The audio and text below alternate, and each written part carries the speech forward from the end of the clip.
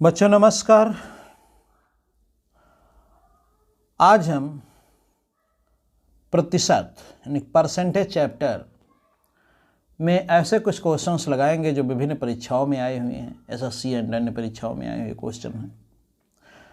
इन question को आप जब सॉल्व करेंगे मेरे साथ तो आप मैथ को ऐसे समझने का प्रयास करेंगे कि जैसे डेली लाइफ में प्रतिदिन आप अन्य बातों को समझते हैं, अन्य संदर्भों को समझते हैं। जैसे आप किसी में से जब बात करते हैं तो जो भी संदर्भ होता है उस पर आप कैसे एक दूसरे से बात करते हैं, कैसे उसकी बातों को समझ ले जाते हैं, ऐसे ही मैथ समझ लेते हैं। 70% एसएससी सीजीएल स्तर के क्वेश्चन आप मौखिक लगा सकते हो। तो उनको क्या सोचने का तरीका होता है, उसको कैसे समझते हैं और सबसे वास्तविक तरीका क्या होना चाहिए। वास्तव में शार्ट ट्रिक जो होते हैं ये सब ऐसे ही आपकी कोई ये सही चीज़ें नहीं, वो तो एक रास्ता आपको शार्ट ट्रिक वाला बना दिया गया, सूत्र वाला एक रास्ता बना। वास्तव में कैसे हम उनको यूज करते हैं इसको हमें सीखना है। आपको अगर कोई दिक्कत होती है इसको समझने में तो उसका यह कारण होगा, आप इसका जो कॉन्सेप्ट वाले वीडियो हैं वो ज़रूर देख लीजिएगा जाके। प्रत्येक चैप्टर में मैंने उसके कॉन्सेप्ट वाले पहले वीडियो कुछ डाले हैं, उसके बाद मैंने प्रैक्टिस से सॉल्व करवाया है। तो आज का ये प्रैक्टिस आप मेरे साथ कीजिए। सॉल्व मतलब कुछ क्वेश्चन हैं उनको आप मेरे साथ कीजिए। इन सब से भी आप बहुत कुछ सीखोगे। ऐसा नहीं कॉन्सेप्ट से केवल सीखोगे, इस सब में भी मेरे साथ आप बहुत कुछ सीखोगे। लेकिन मैं कहता हूँ अगर कॉन्सेप्ट वाले वीडियो आप नहीं देखे तो उनको भी पहले देख लो। चलिए स्टार्ट करते हैं। लिखा है बेटा, एक संख्या में 84 की वृद्धि की जाती है। बात को समझो।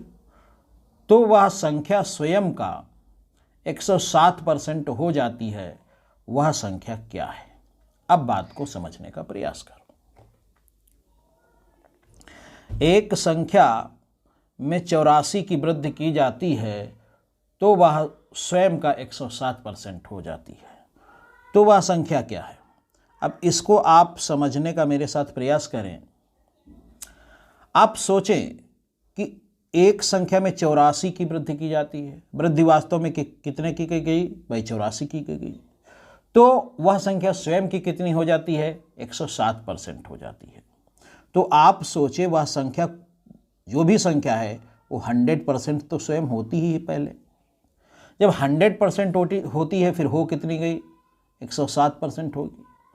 यानी कि कितने प्रतिशत वो बढ़ी? आपकी 7% बढ़ी। बात समझ रहे? प्रतिशत में वह संख्या 7% बढ़ी। ये भी मैं यहाँ स्पष्ट कर दूँ, 7% किसका? वह स्वयं का। क्योंकि आपने क्या माना आपने कि वह संख्या कितनी है? 100%। प्रत्येक कोई भी चीज़ होती है वो स्वयं का 100% होती है। जब उसमें 84 की वृद्धि की गई तो कितना हो गई? 107%। मतलब 7% की वृद्धि हुई। किसका? स्वयं का। तो बेटा 7% की वृद्धि हुई। और 7% की वृद्धि का मतलब कितना है भाई? 84 की वृद्धि। तो बात निकल के आई 7% का मतलब 84 है। तो कहा वह संख्या बताइए। जब आपको 7% का मतलब 84 है तो वह संख्या क्या होगी? 100% स्वयं की होती है। तो 100% का मतलब आपको निकाल लेना है। अब यहाँ आगे ये दो बातें आती हैं कि आप अब इसको मौखिक लगाते हो या लिख के लगाते हो। मौखिक लगाना कैसे है भाई? 7% का मतलब 84 है। आप इसको समझिए भाई, इसको आप समझिए। 7% का मतलब 84 है। तो 12 सती 84। तो 1% का मतलब 12 होगा। तो 100% का मतलब 1200 होगा। बिल्कुल दिखता है।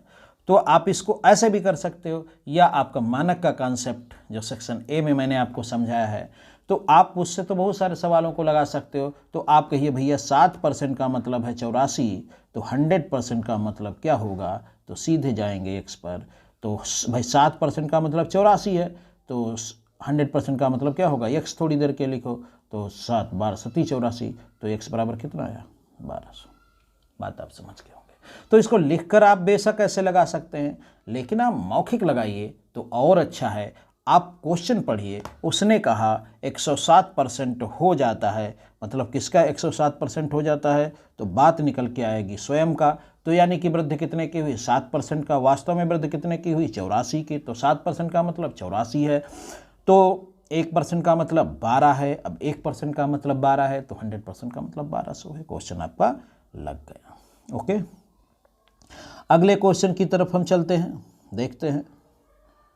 तो ये हो गया। लिखा है किसी संख्या का 32% उसी संख्या के 17% से 120 अधिक है। संख्या का मान क्या है? मतलब अब इसमें भी प्रतिशत की भाषा को समझिए। किसी संख्या का क्या लिखा है? आप देखिए, लिखा है कि किसी संख्या का 32% उसी संख्या के 17% से 120 अधिक। मतलब किसी संख्या का आप 32% निकालोगे और उसी संख्या का आप कितना परसेंट निकालोगे? 17% निकालोगे। तो 32% 17% से 120 अधिक होगा। अब सोचो किसी संख्या का 32% और उसी संख्या का कितना? 17%। तो अगर इसमें कितना ज़्यादा है तो 32% से 17%, तो 32 से 10 गया 12, 20 गया तो 12 और 17 का 3 यानी कि 15%। मतलब 15% उस संख्या का ज़्यादा है। अब 15% की वैल्यू आपको यानी कि बता दी गई 120। बात समझ पाए? मेरे कहने का मतलब है उसी संख्या का आप 32% निकालोगे, उसी संख्या का आप 17% निकालोगे। जब उसमें अंतर करोगे, ज़्यादा से कम को घटाओगे तो 120 आएगा। यानी कि उस संख्या का 32%, उसी संख्या का 17%, यानी कि अंतर कितना हुआ? अंतर हुआ 15% का। इस 15% की वैल्यू 120 है। अब संख्या का मान बताइए। मैंने कहा कोई संख्या स्वयं का तो 100% ही होगी, तो उसका आपको 100% निकालना है। तो मैंने आपको बताया, चाहे इसको मौखिक लगाइए चाहे मानक के कॉन्सेप्ट से लगाइए। मौखिक आप आराम से लगा लोगे जब आपको प्रतिशत अच्छे से आ जाएगा। मानक के कॉन्सेप्ट को शुरुआत में यूज कर सकते हो, ये बहुत अच्छा कॉन्सेप्ट है, आपकी पूरी मैथ में चलता है। तो आप कह सकते हो कि 15% का मतलब 120 है, तो 100% का मतलब क्या होगा? ऐसे मानक में लग जाएगा। 15% का मतलब 120 है, तो 100% का मतलब क्या होगा? इस प्रकार से 800 आएगा। 15 × 120 800 आएगा। मौखिक लगाना चाहो तो ऐसे ही लगा सकते हो। 15% की वैल्यू भाई कितनी है? भाई 15% की वैल्यू है कितनी? 15% की वैल्यू है 120, तो 15 × 8 = 120। तो 1% का मतलब 8 हुआ, तो 100% का मतलब 800 हुआ। बड़ा ही स्वाभाविक है, बिल्कुल आसान है, तो आप कर सकते हैं।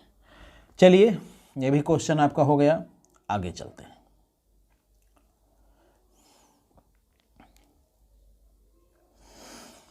इस क्वेश्चन को देखिए। इसमें मौखिक लगाने से ज़्यादा इसको लिख कर फिर इन चीज़ों का मौखिक करने लगोगे। जैसे उसने कहा कि बी का, उसने क्या कहा? उसने कहा बी का A% और A का B% बराबर, इसमें से इसके इसके इसके इसके इसके, और ये सभी क्वेश्चन आए हुए हैं।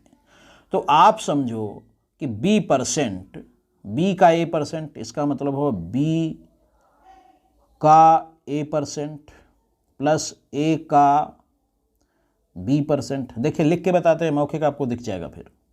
तो B × A/100 plus A × B/100, यही तो AB/100 प्लस AB/100 दोनों को जोड़ेंगे तो 2AB/100।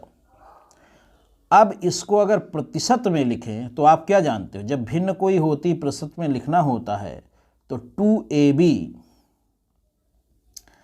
और ये प्रतिशत जो नीचे होता है यही तो परसेंट बन जाता है। बात समझ रहे हैं कि नहीं?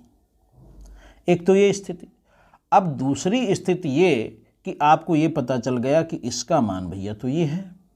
अब सोचिए इसमें से किसका आप मान निकालोगे? तो इसमें को तो बेटा करना नहीं होगा ये।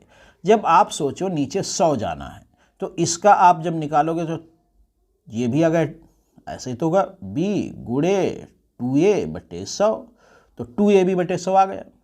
इसमें आप करोगे, इसमें बेटा 4 हो जाएगा। देखिए इसमें आपका क्या हो जाएगा? 4, ये 2A, ये 2 4 हो जाएगा, तो ये नहीं होगा। इसमें भी बेटा 4 हो जाएगा, ये नहीं होगा।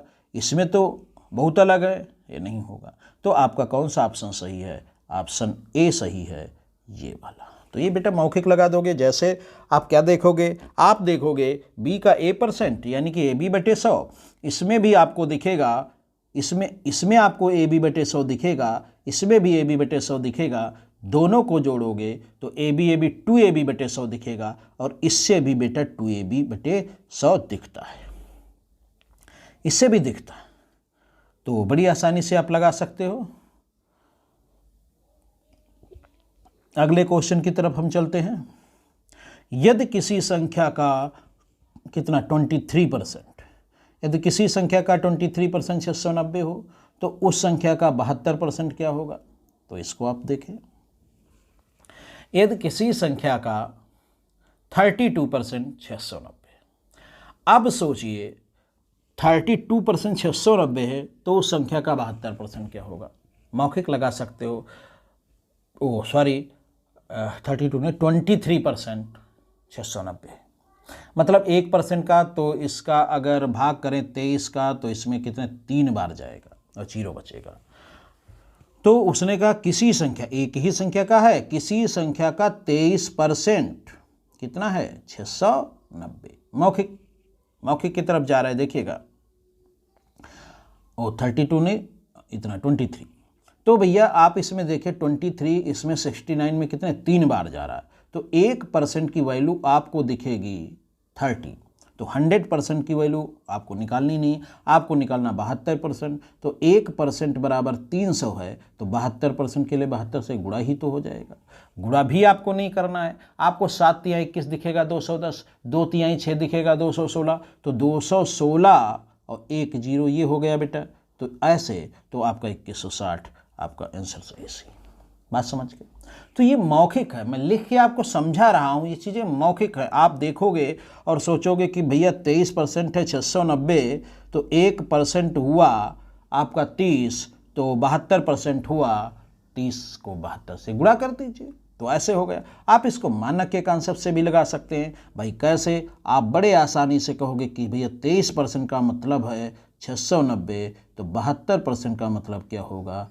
आसानी से हो जाएगा। बेशक मानक का कॉन्सेप्ट बड़ा अच्छा है, लेकिन आप अगर बहुत आगे जाना चाहते हो तो मौखिक की तरफ बढ़ जाओ।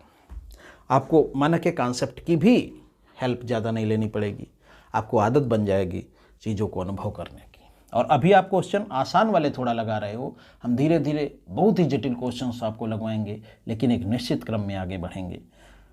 तो ये हो गया। अगले क्वेश्चन की तरफ बढ़ते हैं। 125 का 30%, 125 का 30%, देखिए सवाल। 125 का 30% और 300 के 45% का मान क्या होगा? अब अगर कॉन्सेप्ट वाली क्लास में जाओ तो मैंने बताया है किसी चीज़ का 10% कैसे निकाला जाता है और किसी चीज़ का 1% कैसे निकाला जाता है। मैंने बताया किसी चीज़ का 10% कैसे निकाला जाता है। जैसे 125 का 10% निकालना है तो इसका बेटा 10% कैसे निकाला जाएगा कि इसमें आप 1 दर्जे के बाद दशमलव लगा दोगे तो 12.5 आएगा। और हमने ये भी कहा है किसी संख्या का अगर 10% निकालना आता, किसी संख्या का 1% निकालना आता, तो कितना भी प्रतिशत आप मौखिक निकाल दीजिए। तो उसने कहा 125 के 30%, तो आप सोचिए 125 का बेटा 10% हुआ 12.5, तो 30% हुआ 12 36 37.5, और 300 के 45% का मान। अब भैया इसका 300 का अगर 10% देखा जाए तो 30 होगा, तो 40% कितना होगा? 30 30 30 120 हो गया। 120 हो गया तो अब 5% बचाओ 15 होगा, तो 135 होगा। तो इस प्रकार से 135 वो और इधर आपका 37.5, तो 172.5 हो गया। देखिए 125 बेटा आप भी मौखिक लगाओगे, बहुत बच्चे मौखिक लगा रहे होंगे। 30% और इसका बेटा कितना? इसका 45%, इसका 45%। इसमें क्या है? तो 125 का 30%, तो आप बिल्कुल तुरंत सोचेंगे कि इसका 10% आता 12.5, तो 30% हुआ 12 36 37.5। और इसमें इसका बेटा 300 का 45%, तो 300 का 10% हुआ 30, तो आपका 45% निकालना है। आप कैसे निकालोगे भाई? 40 निकालो तो 30, 10% हुआ 30 ना, इसका बेटा 10% हुआ 30। ये सब मौखिक चीज़ें हैं। तो 40% हुआ 120, तो 5% है 15, तो तो 135। आप किसी भी रास्ते से जा सकते हैं, आप डायरेक्ट भी जा सकते हैं। भाई कैसे 300 का 50% निकालो 150 होगा, हमको 5% कम निकालना है तो 5% की वैल्यू सोचो 15 होगी, 15 घटाओगे तो 135 ना आएगा। टोटल मिला के इसका मान कितना आएगा? 135 आएगा। बहुत बच्चे प्रारंभिक स्थिति में ऐसे भी करते हैं, कोई बात नहीं है, लेकिन आप इन चीज़ों से बहुत जल्दी बाहर निकल आओ, वही स्थिति सही है। 45 में 135 हो जाएगा, ये भी ऐसे निकल जाएगा। तो इस प्रकार से इनको बेटा दोनों को जोड़ोगे जब, तो ये आपका 135 है। अब देखिए हर स्तर पर आपको अपनी प्रबुद्धता यूज करनी है, अपना सबसे बेस्ट कॉन्सेप्ट यूज करना है। और बेटा कुछ नहीं, मैथ तो इतनी आसान है, इतना वो है कि आप ठीक से इसको फील कीजिए, आपका बेस्ट ही आपके सामने आ जाता है। तो इसका बेटा ये 35, इसका ये 35 हम जोड़ने वाले नहीं, क्योंकि 35 एक अनपढ़ व्यक्ति भी जानता 70 होता है, और इधर 2.5 ज़्यादा है तो 72.5 हो गया, तो 172.5 हो गया, 172.5 हो गया। आप बिना जोड़े अनुभव कर सकते हैं चीज़ों को। तो इस प्रकार से ये बी सही है आपका। बात समझ गए? अगले क्वेश्चन की तरफ चलते हैं। ए बी से 16.66% कम है। इसका मतलब अगर बेटा इसको प्रतिशत के संदर्भ में कहें तो आप सबसे पहले देखें प्रतिशत किसके सापेक्ष है, तो 16.66% कम है। परसेंट का मतलब नीचे 100 आ जाएगा। किससे कम है? बी से कम है। तो ये किसके सापेक्ष है? तो बी अगर 100 है तो ए कितना होगा? ए नहीं होगा, इतना घट के होगा। तो 100 से आप 16.66 घटाओगे, जितना आएगा उतना बी होगा, उतना ए होगा। लेकिन ये सवाल ऐसे लगाना अच्छी बात नहीं है। आपको एक चीज़ ये भी सिखाई गई है, भाई प्रतिशत कठिन है तो आप भिन्न की तरफ जाइए। अगर आप शुरुआती कक्षाओं को ठीक से पढ़े हैं तो आपको 16.66% का मतलब खूब दिखता है भिन्न में 1/6। मैंने बताया है कि भिन्न, प्रतिशत और अनुपात ये सब क्या है? एक सब मानक है, ये सब हिसाब है, ये सब पैमाना है। तो आपको 16.66% कहो चाहे 1/6 कहो, अगर यहाँ इस 16.66 की जगह पर 1/6 कहो तो इसका मतलब ए बी से 1/6 कम है। इसका मतलब निकलेगा कि बी से, तो बी के सापेक्ष है तो 1/6 में बेटा ये है बी, और एक कम है तो ए है कितना? ये है 5। बात समझ गए? तो ये तो एक हिसाब है, भिन्न के माध्यम से हिसाब दिया, यहाँ प्रतिशत के माध्यम से हिसाब दिया। अब मैंने मानक के कॉन्सेप्ट में आपको समझाया है कि किसी न किसी का तो मान देंगे। तो इन्होंने कहा ए का मान यदि 500, भैया यहाँ 5 है तो इसका 6 है, तो अगर इसका 500 होगा तो 600 ना होगा। आपका क्वेश्चन लग गया। आप मानक के कॉन्सेप्ट को सेक्शन ए में जाके समझ लीजिए, आपको बात समझ में आ जाएगी। तो बिल्कुल आसान है, आप इसको भी मौखिक लगाएंगे, आप देखेंगे 1/6 कम है। 1/6 किसके सापेक्ष है? बी से कम है, तो बी का मान 6 है, तो ए का मान 5 है। भैया ए का मान तो 500 है, तो बी का मान 600 है। बिल्कुल आसानी से आप लगा सकते हैं। एक विवाह समारोह में 32% महिलाएं हैं, 54% पुरुष हैं। और अब सोचिए, विवाह समारोह में 32% महिलाएं। मैंने कहा भिन्न सदैव किसी के सापेक्ष होती है, प्रतिशत किसी के सदैव सापेक्ष होता है। तो आपका यहाँ प्रतिशत किसके सापेक्ष है? एक विवाह समारोह में 32% महिलाएं, मतलब 32% किसका? टोटल जितने पार्टी में हैं उनका, सबका। और 54% पुरुष हैं, किसका? 54% टोटल का। और 196 बच्चे हैं। तो आप सोचिए, जो भी कोई पार्टी है उसमें 100% टोटल रहे होंगे, तो उसमें 32% महिलाएं होंगी। बात समझ गए? एंड 54% आपके क्या हो गए? पुरुष हो गए। तो कितना हो गया? 50, 30, 80 एंड 86 हो गया, 14% बचा। तो बच्चे कितने बेटा? 14%। अब यहाँ जो 14% बच्चे हैं वो वास्तव में हैं 196। अब अगर 14% का मतलब 196 है तो उस विवाह समारोह में कितने पुरुष हैं बेटा? कितने? ये वाले पुरुष हैं 54। तो अगर 14% का मतलब 196 है तो 54% का मतलब क्या होगा? आप मानक के कॉन्सेप्ट से भी कह सकते हो कि भैया 14 का मतलब 196 है तो 54 का मतलब क्या होगा, ऐसे कह सकते हो। लेकिन बेशक इसको आप मौखिक लगाइए तो 14 की 14 से गुणा करो तो आएगा 196। तो 14 एकम 14 तो 1% का मतलब 14 निकला। अब तो भाई 54% निकालना है तो इसको 14 गुना कर दीजिए, तो आप इसकी गुणा करेंगे तो 1456 आ गया, और 14 पंचे 70 यानी 75 आ गया, तो 756, ये सही है आपका। तो बिल्कुल आसान है बेटा, इसमें ये महत्वपूर्ण नहीं है आपका, ये महत्वपूर्ण है आप इसको अनुभव कर पा रहे हो या नहीं। भाई कैसे? उसने कहा 32% महिलाएं हैं, जो भी बच्चे प्रारंभिक स्थिति में समझे इस चीज़ को। 54% पुरुष हैं, टोटल कितना हो गया आपका? 80 उधर 6 उधर, बचा कितना? 14% हैं बच्चे। अब 14% जो बच्चे हैं उनको उसमें क्या कहते हैं? 196 कहते हैं। तो 1% का मतलब क्या हुआ? 14 हुआ। तो समारोह में कितने पुरुष हैं? तो 54% का मतलब निकाल दीजिए। तो बात समझ गए। अगला क्वेश्चन लिखा किसी संख्या का 16%, 480 है, ओहो नहीं ये नहीं, किसी संख्या का 16% 480 के 20% के बराबर है। अब इसमें बेटा बोलने को आपसे बोला जाए, विमर्श करने की बात की जाए तो बहुत बातें आपसे कर सकते हैं।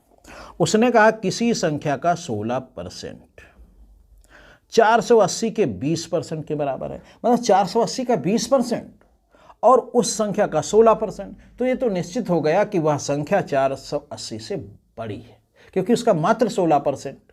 किसी संख्या का मात्र 16% 480 के 20% के बराबर है, तो आप इस चीज़ को अनुभव कर पा रहे होंगे कि वह संख्या 480 से बड़ी है। खैर इसमें ऑप्शन ही सभी 480 से, कोई दिक्कत नहीं, लेकिन ये चीज़ें अनुभव किया कीजिए।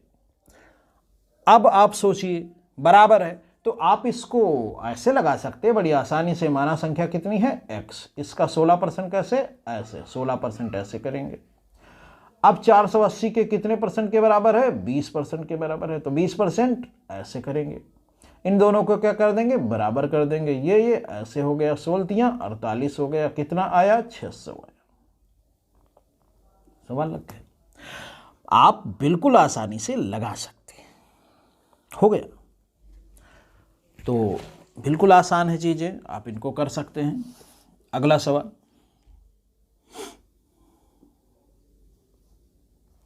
जब किसी संख्या के 75% में 75 जोड़ा जाए तो उत्तर ही संख्या है। अब इसको लिख के लगाओ। किसी संख्या के 75% में, अब संख्या हम कितनी बेटा मान लें? यक्स मान लें। उसके 75% में किसी संख्या, जब किसी संख्या के 75% में, तो इसका 75% बेटा यही तो होगा। किसी संख्या के 75% में, संख्या का मैंने 75% कर दिया, उसमें कितना जोड़ा जाए? 75 जोड़ा जाए तो उत्तर ही संख्या है। तो उत्तर जो आएगा बेटा, जो उत्तर आएगा ये क्या होगा? वो वही संख्या होगी, मतलब यक्स होगा। ये बात। तो अब इसको अगर सॉल्व करें तो यक्स इधर ले जाएं या इसको उधर ले जाएं, तो यहीं 75 लिखा रहने दीजिए। ये सब साधारण बातें हैं। तो 75 यक्स बटे 100 ऐसे ही तो करते हैं। जब एलसीएम लेंगे तो 25 यक्स बटे 100 बराबर 75, 25 तिया 75, यक्स बराबर 300, एक्स बराबर 300। लेकिन उत्तर आपका उसने संख्या नहीं पूछा, उसने पूछा उसका 40% क्या होगा। अब बेटा संख्या को तो आप किया गई, अब इसका 40% क्या होगा? 40% इसका अगर 10% देखें तो 30 होगा, तो 40% 120 होगा। ये आपका उत्तर है। ये आपका क्या हो गया? उत्तर हो गया। तो अगला क्वेश्चन लिखा है एक संख्या का 30% दूसरी संख्या के 40% के बराबर है। उन दोनों संख्याओं के योगफल का, अब इसमें बेटा कुछ नहीं, बड़ी साधारण सी बात दी है, दोनों संख्याओं में संबंध दिया है। एक संख्या का 30% दूसरी संख्या के 40% के बराबर है। अगर मैं थोड़ा आपको विस्तृत स्तर पर बताऊं, जो कि आप सोचो ना सोचो आपका सवाल लग जाएगा, लेकिन सोचना चाहिए। आप अनुभव करो कि एक संख्या का 30% दूसरी संख्या के 40% के बराबर है। तो ऐसे सवालों में जहां एक संख्या, दूसरी संख्या, तीसरी संख्या, तो एक संख्या वाले को ए संख्या मानिए, बी, दूसरी संख्या वाले को बी मानिए, तीसरी वाले को सी मानिए। तो एक संख्या का 30%, दूसरी बात देखो, एक जो संख्या उसका 30% दूसरी संख्या के 40% के बराबर है। यानी कि जो आपकी फर्स्ट संख्या अगर हम ए मान लें तो उसका मात्र 30% दूसरी संख्या के 40% के बराबर है। इसका मतलब क्या होगा? इसका मतलब यह भी निकलता है कि ए संख्या बड़ी है क्योंकि उसका मात्र 30% दूसरे वाले के 40% के बराबर होगी, यानी कि ये बड़ी है। अब और आप जब व्यवहारिक होते हैं तो इस चीज को आप बेशक शुरुआत में ऐसे करते हो, ऐसे ही तो निकालेंगे, ऐसे ही तो निकालेंगे, लेकिन अगर आप अनुपात भी पढ़ चुके हो तो आपको यहां से दिखने लगता है कि ए का अनुपातिक, अब इसको ए बटे बी अगर बेटा लिखो तो आएगा इतना 4/3। तो ए का अनुपातिक मान 4 होगा, बी का 3 होगा। मैं क्या आपको समझा रहा हूं, बात समझने की कोशिश कीजिए। अगर आप अनुपात चैप्टर पढ़ चुके हैं तो ये सब समझते होंगे। प्रतिशत के रूप को आपने ऐसे लिखा, उसने कहा बराबर है, फिर ए बटे बी किया और 4/3 किया। अब ऐसे मान को हम कहते हैं ए का अनुपातिक मान 4 है तो बी का 3 है। 100% बेटा बोल रहा हूं कि ये करने की जरूरत नहीं होती है, क्योंकि मैंने आपको बता दिया था कि वहीं आपको दिखता है कि ए संख्या बड़ी है। और जब आपका 30% 40% दिखता था तो इससे ये चीज़ें आपकी दिखती थी कि इसका प्रतिशत नीचे 100 लाएगा और ये 100 कैंसिल हो जाएंगे, 0 0 कैंसिल हो जाएगा, ए के साथ 3 बचेगा, बी के साथ 4 बचेगा। बात समझिए मेरी।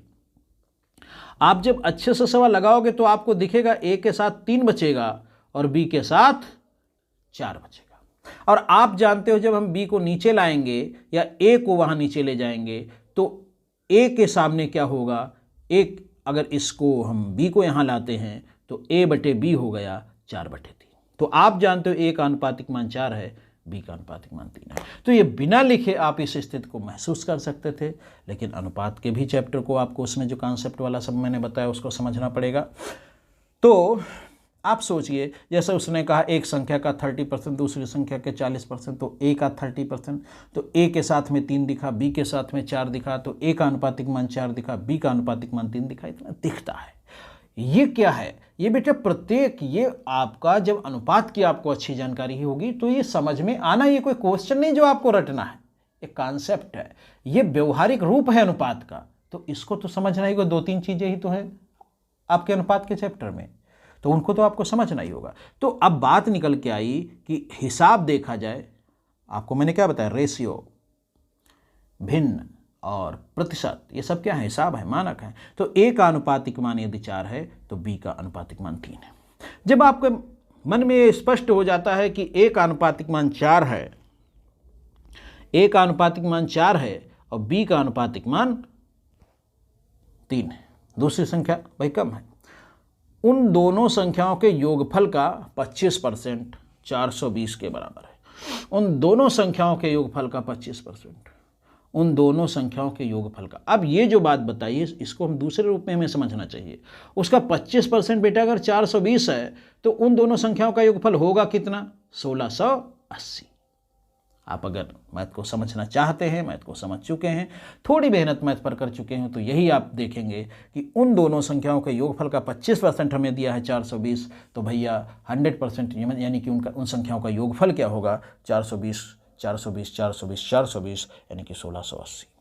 अब आप समझिए, अनुपात के चैप्टर में फिर आपको जाना है। आप सोचिए दो संख्याओं का योग यहाँ है 1680, ये रियल में है। यहाँ दोनों संख्याओं का योग कितना है बेटा, 7 है। मानक का कॉन्सेप्ट क्या कहता है, इस छोटे स्तर पर जो चीज़ 7 है वो वास्तव में कितनी है, 1680 है। बात समझिए। तो उन दोनों संख्याओं में छोटी संख्या क्या है, तो अब यहाँ भाई 7 का मतलब है 1680, तो छोटी संख्या तो 3 है, तो 3 का मतलब क्या होगा। तो इसको अगर ऐसे भी देख सकते हैं या मानक के कॉन्सेप्ट से कह सकते हैं कि 7 का मतलब भैया 1680 है, तो इतने का छोटी संख्या बताइए ना 3। तो ये तो हिसाब में है, हिसाब में अगर बड़ी संख्या 4 है तो दूसरी संख्या 3 है, दोनों का योग 7 है। वास्तव में दोनों का योग 1680 है, तो 7 का मतलब 1680 हुआ, तो 7 की असली वैल्यू है 1680, तो भैया 3 का मतलब क्या होगा, थोड़ी देर के लिए कहा x होगा। अब इसको सॉल्व करेंगे तो 7 दूनी 14, बात समझ गए, एंड 7 चौक 28 एंड 0। अब इसको सॉल्व करेंगे तो 24 का 3 बार 72 आएगा, तो आएगा बेटा 720। ये आपका ऑप्शन सही है, बात समझ गए। तो आपको कोई इसमें दिक्कत तो नहीं हुई भाई, हुई होगी। और बेटा इतना आसान सवाल, हम ये कहेंगे ये भी मौखिक लगे भाई, कैसे, उसने कहा एक संख्या का 30%, दूसरी संख्या के 40% के बराबर है। तो आपके मन में आता है कि ए के साथ 30% रहेगा तो बाद में बचेगा 3 और बी का 40% का बचेगा 4, क्योंकि दोनों बराबर होंगे, 0 0 कट जाएगा, परसेंट का 100 नीचे कट जाएगा। और जब अनुपात चैप्टर की आप समझ इसमें लगाएंगे तो ए के सामने दिखेगा ए का अनुपातिक मान 4 दिखेगा, बी का अनुपातिक मान 3 दिखेगा। अब जब ये दिखता है तो उसने योग बताया 1680, भाई 420 से हम 1680 पर पहुंचेंगे, तो यहाँ 7 का मतलब 1680 होगा। तो उसने कहा छोटी वाली संख्या, भैया हमारे इस पैमाने में छोटी वाली संख्या 3 है, तो अगर 7 का मतलब है 1680 तो भैया 3 का मतलब क्या होगा, आप सवाल ऐसे लगा देंगे। बात समझ गए? तो बिल्कुल आसानी से। चलिए आगे बढ़ते हैं। अगला क्वेश्चन है कि ये तो क्वेश्चन नंबर है बेटा, ये जहाँ से क्वेश्चन लिया है वहाँ का क्वेश्चन नंबर, इससे नहीं। 1.25 10 का कितना प्रतिशत, इसको भी आप मौखिक कर सकते हैं। कैसे, सोचिए जरा। 10 रुपये एक, इसके 2 तरीके हम आपको बता दें। एक तो ये है कि रुपये 1.25 10 रुपये का कितना प्रतिशत है, 10 रुपये का कितना प्रतिशत है। तो आपको सबसे पहली बात तो ये समझनी है कि किसके सापेक्ष, 10 रुपये के सापेक्ष। तो 10 कहाँ, नीचे, ऊपर क्या जाएगा 1.25। इसको आपने कैसे लिख दिया, भिन्न में। प्रतिशत में लिखना चाहो तो कैसे गुणा, ऐसे गुणा। बात समझो।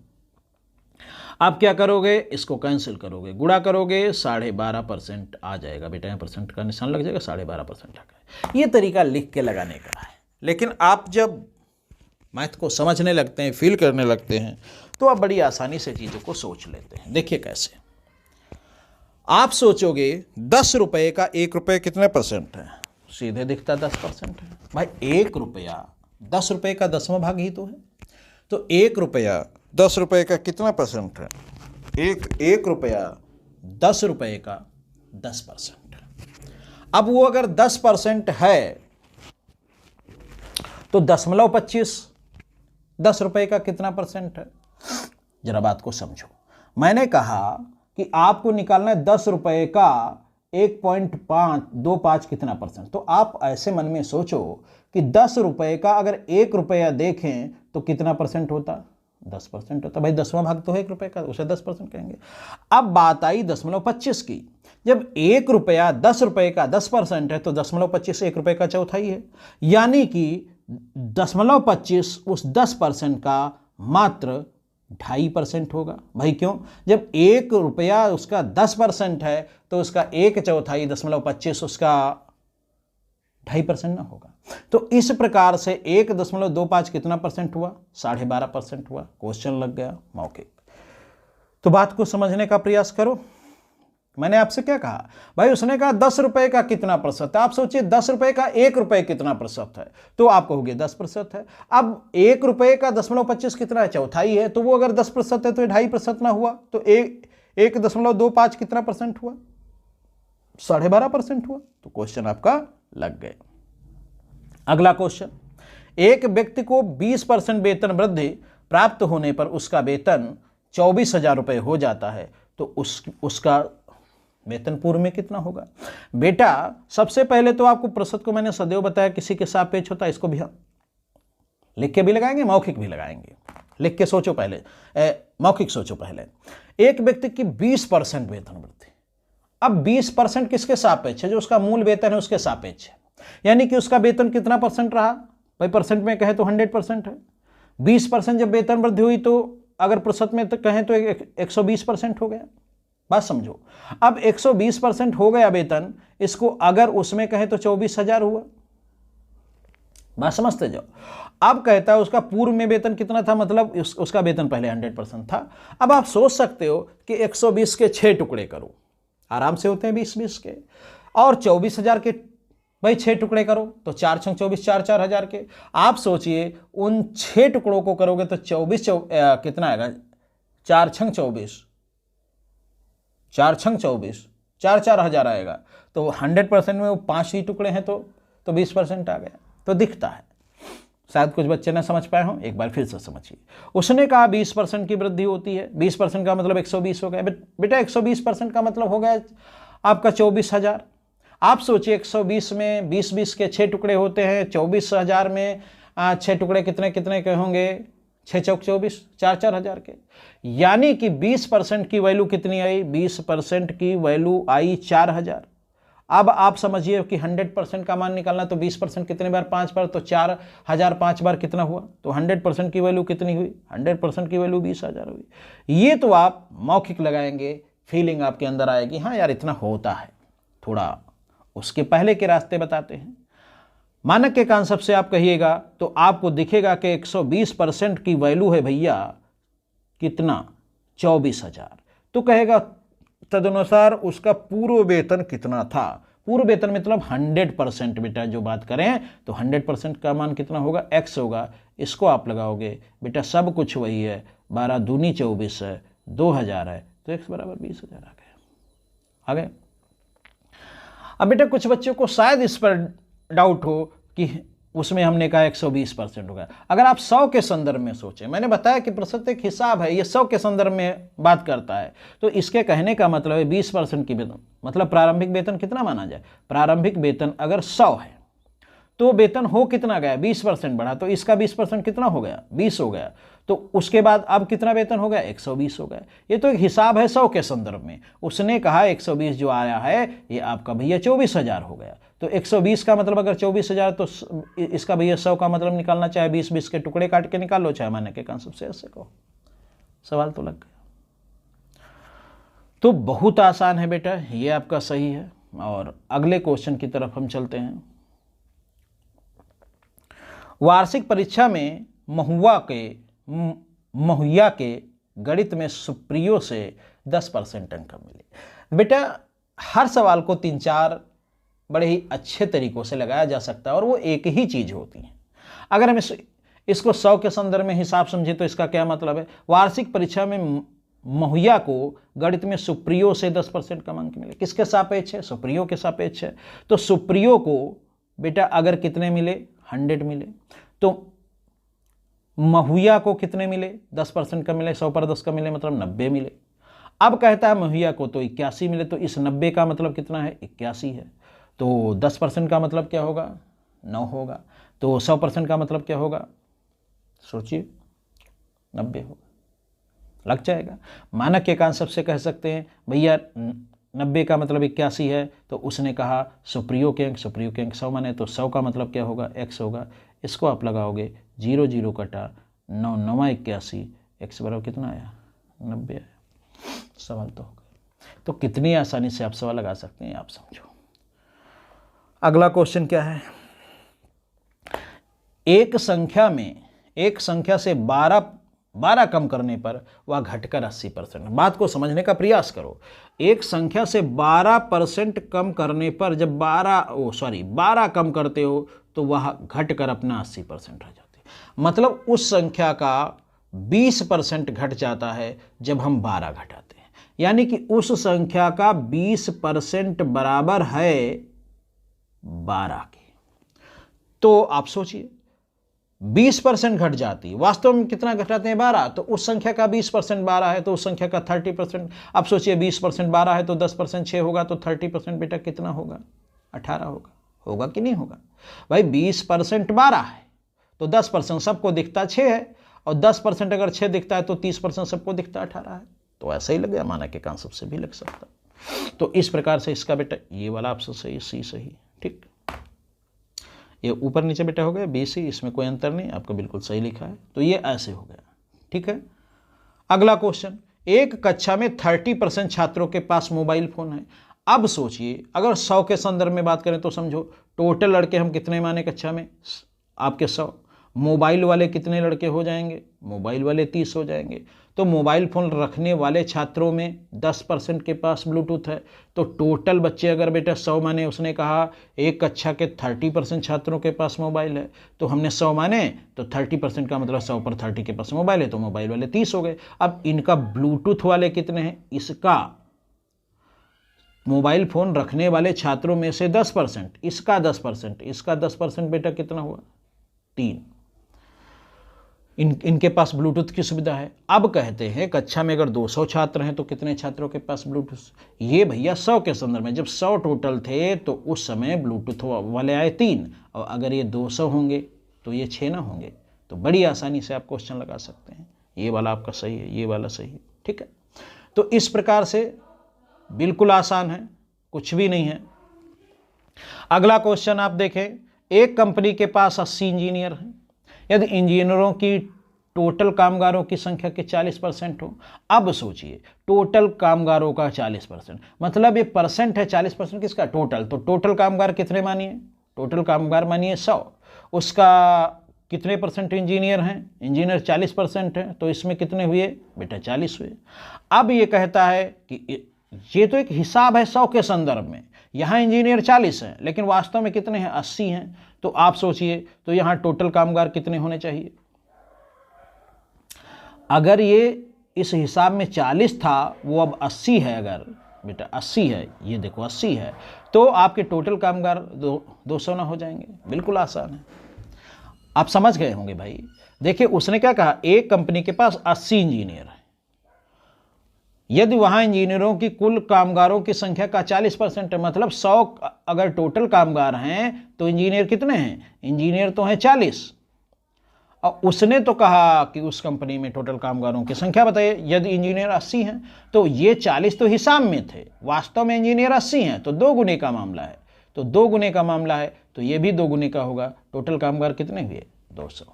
मानक के कॉन्सेप्ट को आप समझ लीजिए, सब सवाल आपके लिए मौखिक हो जाएंगे। तो